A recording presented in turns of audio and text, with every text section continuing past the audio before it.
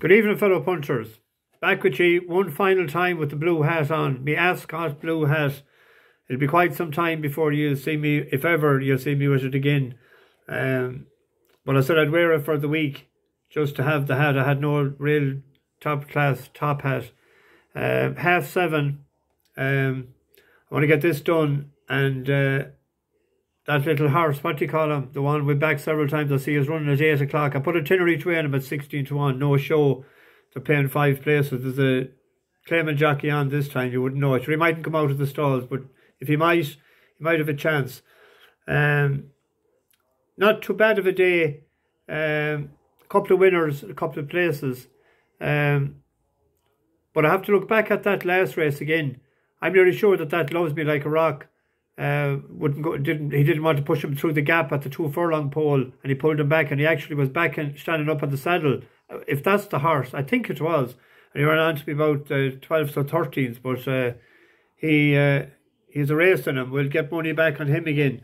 But we had a couple of places and a couple of winners, so not too bad. Fairly decent week. We're still ahead, so that's the name of the game. There was a big crowd on the bus today, all dialed out to the last, and hard to recognise some of them getting on the bus. It's like, you know the way you go into a shop and you see people with masks on when the pandemic was on, you wouldn't recognise them.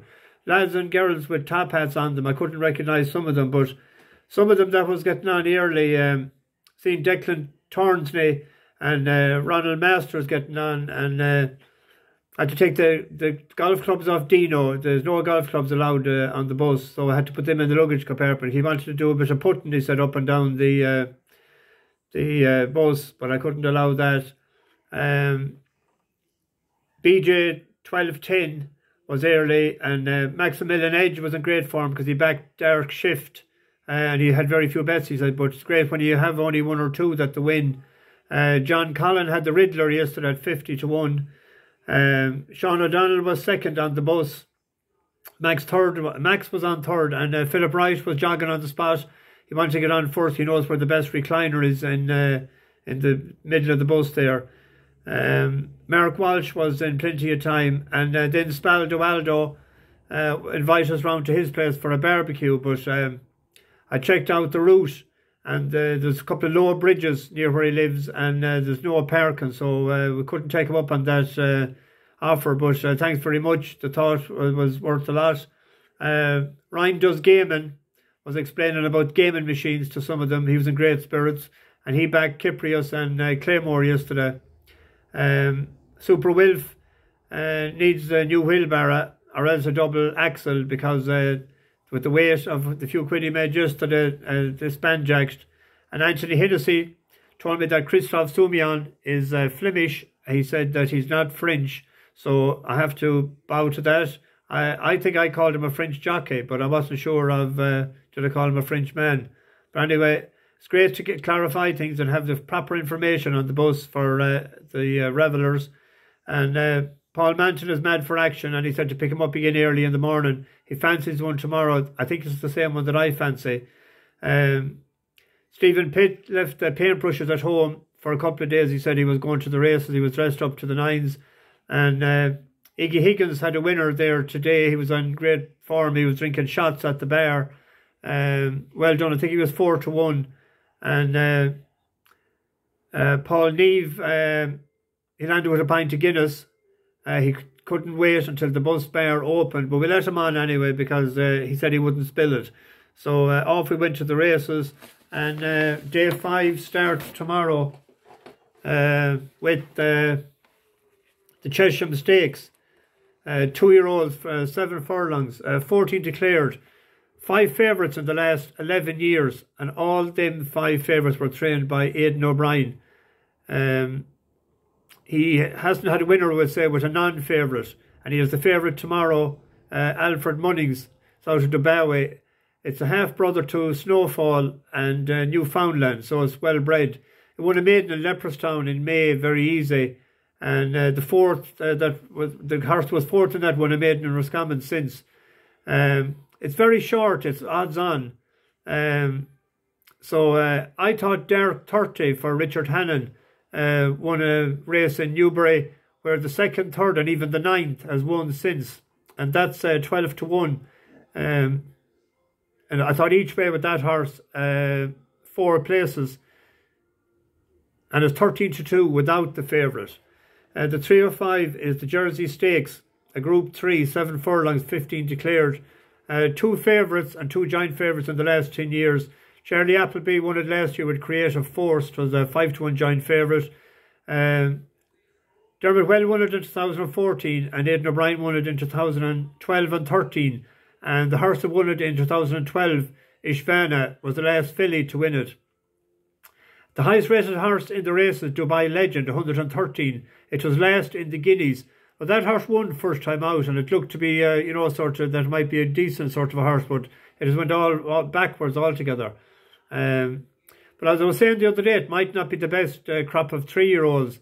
So there's a filly there down at the bottom, Henry de Bramhead trainer, but he never has a winner in England. But it's raced 108, so it's not far behind on ratings. And it was 4th in the Irish 1,000 guineas to Homeless Songs. And it previously beat a 100 rated horse, Prettiest, I think it was. And beat it easily, like. So it's won its maiden as well over 7 furlongs in Dundalk. So it likes top of the ground. That 1,000 guineas, Tuesday was second in that, and that won the Oaks. That was going up in distance, whereas this is dropping back a furlong. So it might suit, it travels well into the race. They're paying 4 places, and it was 8 to 1 earlier. I've looked at no prices since about 5 o'clock. The 340 is the Hardwick Stakes, 1 mile 4, Group 2 for 4-year-olds plus. There's 8 declared, 4 favourites in the last 10 years. Hurricane Lane is 6 out of 8 lifetime. It was 3rd in the Epsom Derby. It won the Irish Derby. It won a Group 1 in Longchamp then, and then it won the English St. Leger. And it was last seen when it was 3rd in the Arc. It won first time out in its career, so it's okay fresh. And it should win. It's raced 123. So how do we make a few pounds on the race? I thought maybe the betting without the favourite might be the angle. So Solid Stone for Michael Stout. It was 10 to 14 in Ria. That's in a Group 1, first time out there in this year in February. And it won next time out. And it was similar last year. It had a sort of a prep run, then it won, and then it was 3rd in the Wolverton. And it's 4 to 1 without the favourite. It's a 6-year-old, so Stout does all right with those, that as they get older, 5 and 6-year-olds. So I thought that might be the best angle to have a win in that race. The 420 then is the Golden Jubilee Stakes, Group 1, the 6 furlongs, 27 I think declared in that.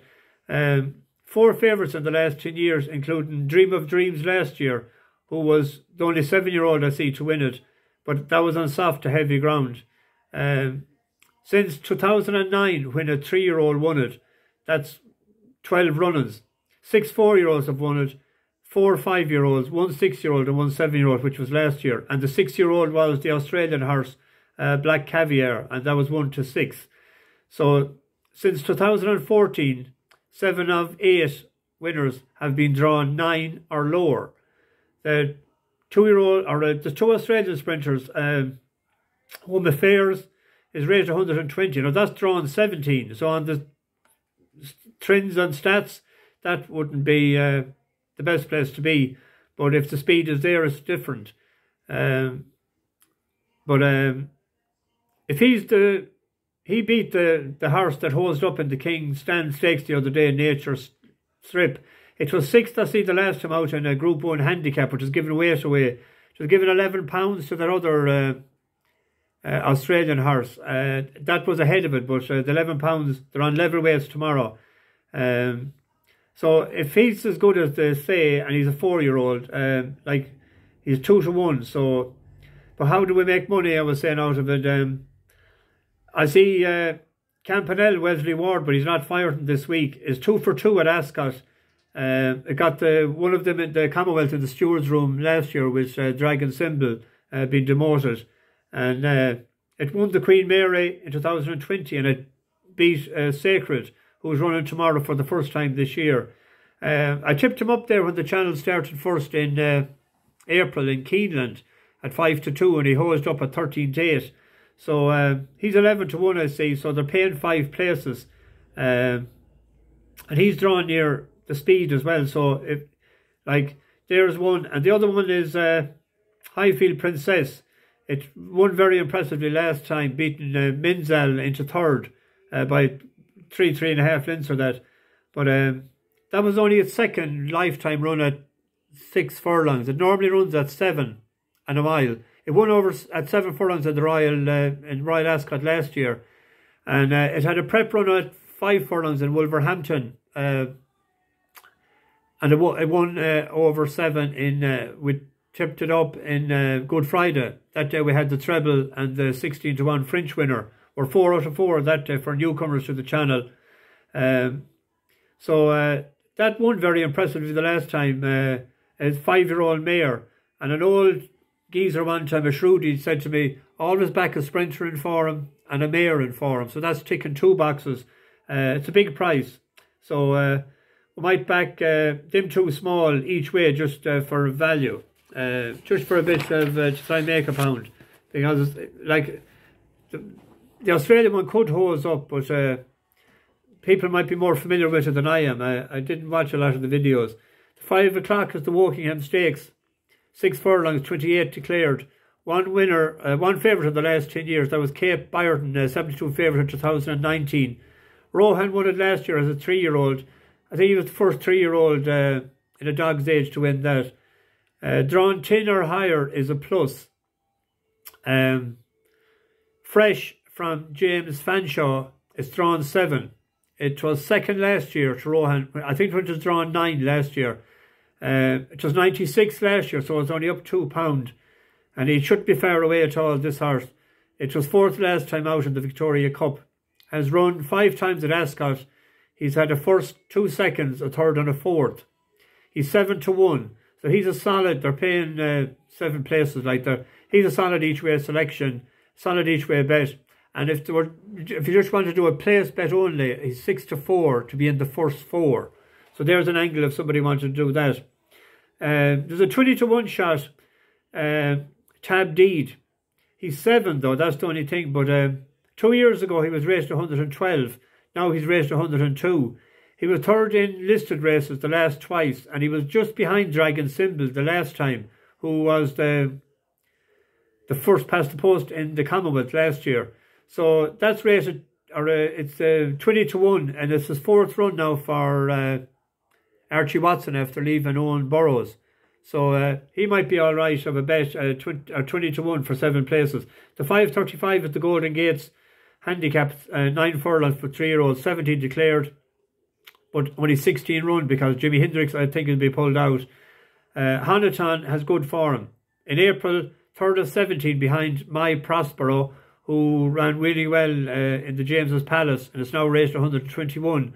He was second in Chester behind Secret State, who also won yesterday. He won the King George handicap. And he was third behind Eldarov, who won the Queen's Vase. He won the last time by 9 lengths of 86, up £8 to 94. Still should be well handicapped. He was 14s earlier. He's into 7s now. In the evening there, he was 14-1. He was there. I put a few pound on him each way at 14s. So I think he's 7-1 now. The 6.10 is the Queen Alexandra Stakes, 2 miles 5. I'll be on Falcon 8 to see if he can win like his brother Kyprios did. He last ran 5th in the Chester Cup. Now Coltrane was 2nd in that, and he won during the week. And Arcadian Prince Sunrise was 4th in that, and he was 3rd during the week. And Cleveland was 2nd.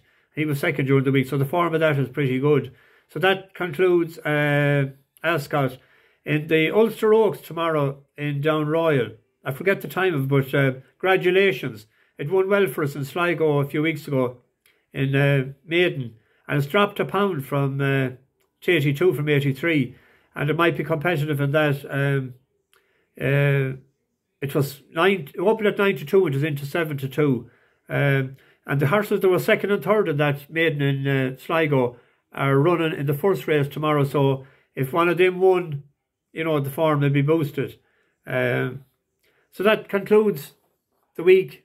It was well worth making the effort. We made a few pound and it was enjoyable enough, even though it was tiring. I see there's nearly 11,000 views on the first 4 days, so that's absolutely fantastic. And there was great banter in the comments as well. So that's what it's all about, all trying to help each other if we best we can. That's why I do it, is to try and just help out people. And, we're not doing too bad. I'll be back to normal next week. So, to do the usual bits and pieces and tell a joke and sing a song and that anyway. And thanks very much to everybody. You're a great old bunch. I always say there's great banter and great... They're a rare breed and a different breed, the punters. And thanks a million. Stay focused, stay positive, and easy on the money.